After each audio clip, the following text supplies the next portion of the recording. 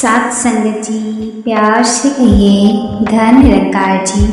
सात संगत जी, दासी की आप सभी संतों से यही प्रार्थना है कि आप दासी के चैनल को लाइक, सब्सक्राइब एवं शेयर अवश्य करें। सात संगत जी, दासी का आज का विषय है परिवर्तन ही जीवन है। सात संगत जी, हमारे जीवन में बहुत तरह के परिवर्तन देखने को मिलते हैं। सात संगत जी, तो आइए आज इसी विषय को समझते हैं।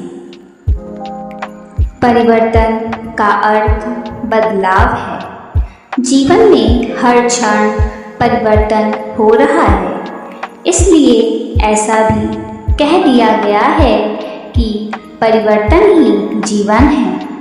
अगर जीवन से परिवर्तन शब्द को निकाल दिया जाए तो जीवन रुक जाता है। प्रातःकाल, दोपहर, सायंकाल और फिर रात, यह सब परिवर्तन ही तो है। बचपन, जवानी, बुढ़ापा, मृत्यु, यह सब परिवर्तन ही तो है। परिवर्तन में आशा है तो निराशा भी है, यश है तो अपयश भी है, लाभ है तो हानि भी है, जन्म है तो मृत्यु भी है, निर्धनता है तो अमीरी भी है, शत्रुता है तो मित्रता भी है। गुरु वशिष्ठ जी बहुत बड़े संत थे।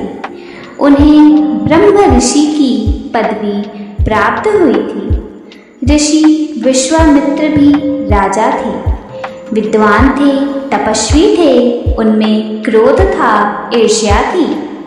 इसलिए वशिष्ठ जी उन्हें ऋषिवर तो कहते थे, परंतु महर्षि नहीं कहते थे। विश्वामित्र जी गुरु वशिष्ठ जी के शत्रु बन गए। उन्होंने शत्रुता में कोई कमी नहीं रखी, परंतु गुरु वशिष्ठ ब्रह्म ऋषि थे। वह हर नुकसान, अपमान बर्दाश्त करते रहे, परंतु वह आशावान थे। एक दिन गुरु वशिष्ठ जी की पत्नी ने जब चंद्रमा की शोभा, सुंदरता को देखा तो अपने पति गुरु वशिष्ठ जी को कहने लगी कि चंद्रमा कितना सुंदर लग रहा है, इस धरती की शोभा बढ़ा रहा है।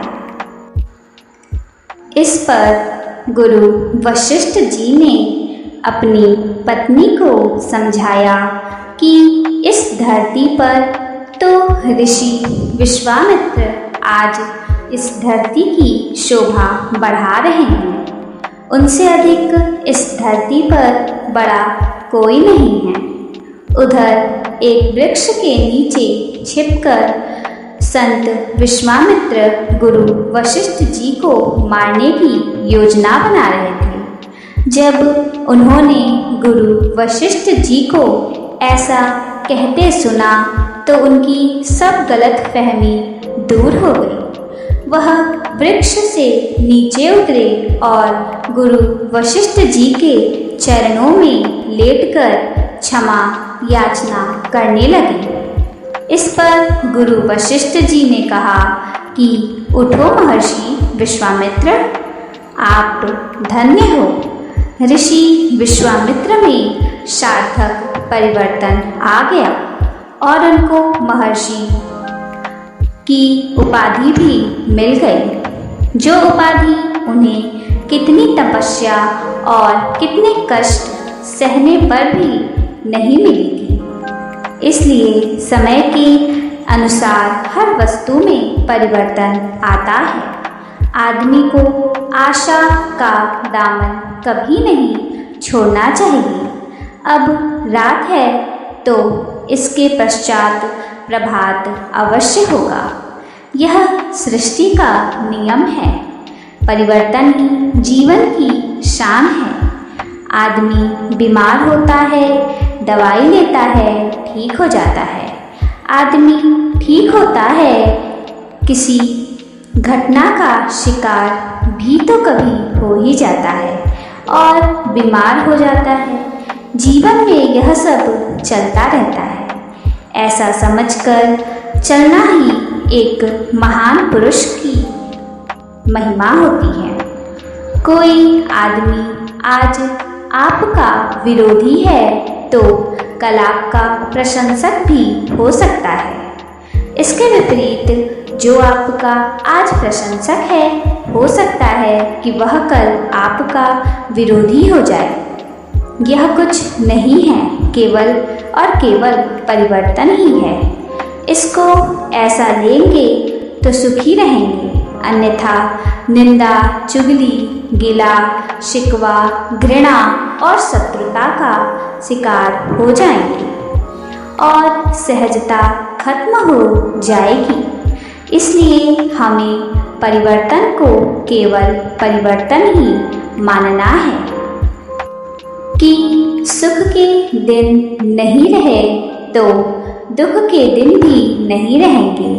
हे मनुष्य, अगर इस परिवर्तनशील संसार की मार से बचना है तो पूर्ण सतगुरु से प्रभु को जानकर जीवन मुक्ति प्राप्त कर ले। तू सदा के लिए सहज अवस्था को प्राप्त कर लेगा। संसार में तो सब कुछ गतिशील है। शांत समुद्र की तरंगे भी गतिशील हैं। इसलिए संसार में रहकर भी तू शांत रह सकता है। बस तू पूर्ण सतगुरु को मिलकर शांति के सागर, सुख के सागर प्रभु को जान ले।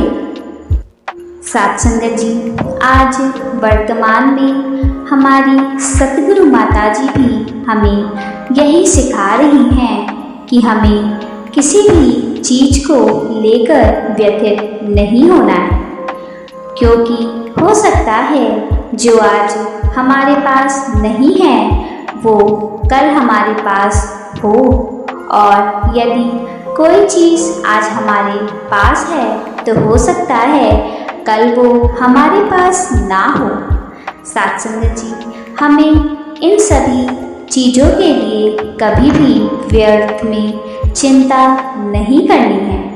हमें सिर्फ और सिर्फ इस पूर्ण निरंकार को ही साक्षात समझकर अपने ध्यान को एकाग्र बनाए रखना है। साथ संगत जी, हमें व्यर्थ की बातों में अपना समय व्यर्थ नहीं करना चाहिए और सतगुरु माता जी के वचनों पर चलने की पूर्णतः कोशिश करनी चाहिए। साथ संगत जी, यदि हमें अपने जीवन में सफल होना है तो साथ संगत जी, हमें सतगुरु माता जी के वचनों पर चलना ही होगा। साथ संगत जी, प्यार से कहिए धन निरंकार जी।